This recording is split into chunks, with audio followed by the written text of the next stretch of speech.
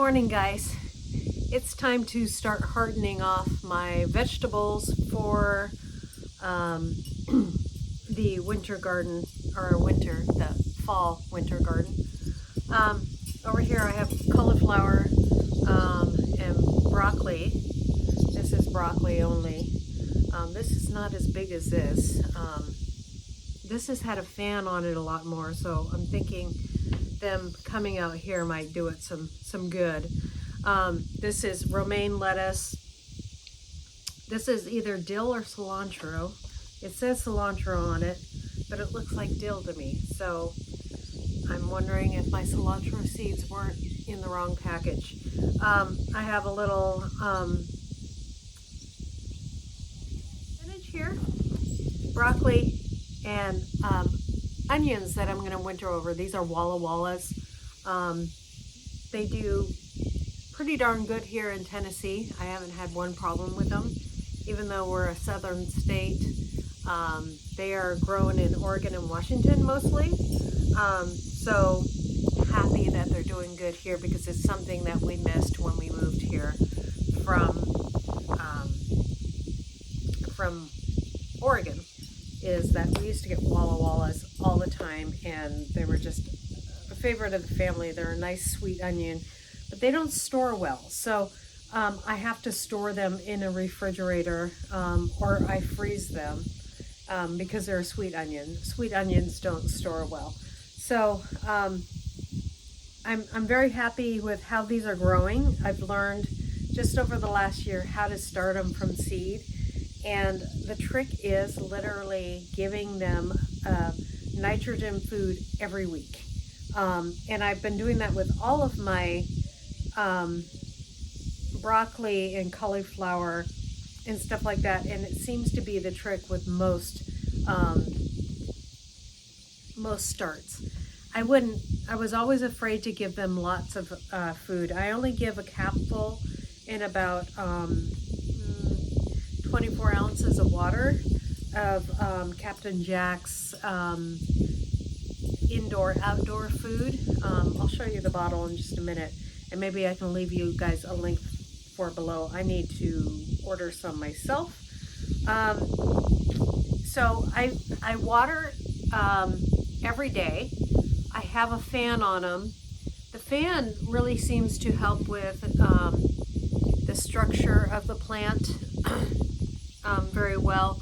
It stiffens up those stems when you have a fan on your starts.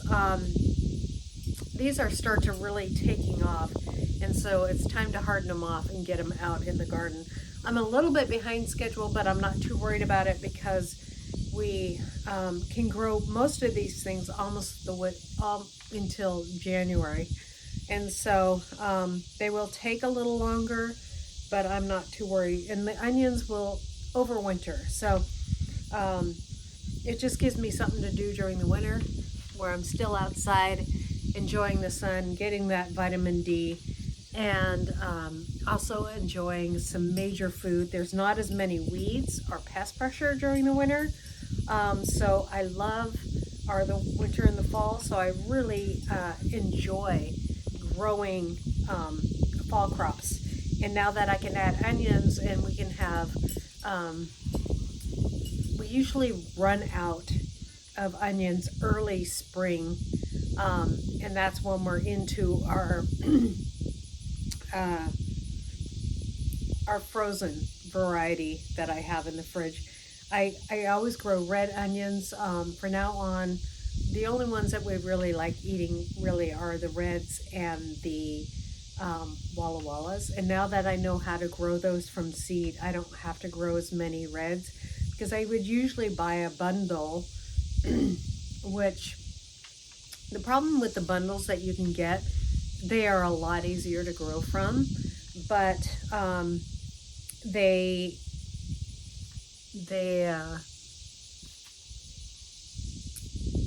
can all bolt really easy here in Tennessee. So if you're in a warm, super warm climate like us, things can bolt really easy.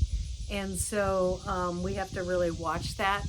and onions like the full sun, so it's not like I can put them in a shadier area or I could probably cut down the sun a little bit, but um, they do really well and grow really quickly. If I start them from seed, they don't bolt hardly at all. So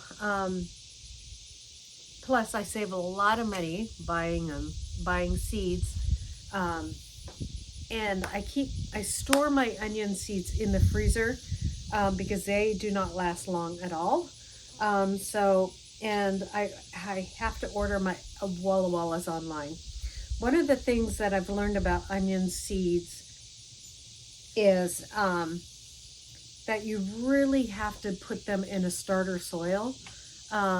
I have not been able to get away with putting them in a soil that is not really fine. I have grown them, but they have not grown as well. And then watering every other day, and then feeding at least once a week with onions. And I will continue that until the onions are mature and they start bulbing. And then once they start bulbing, I will make sure that they get water almost every day, because during that bulbing process, unless it's raining a lot, I don't water when it's raining here in Tennessee at all. But if it starts drying out, I make sure that the bed stays pretty moist. And then you get a nice big bulb. I'll put a picture up here of the bulbs that I get from my onions that I grew last year from seed. I'm doing the same thing. I'm watering every other day with all of my crops here, and they are looking fantastic this year. And I am feeding broccoli and cauliflower,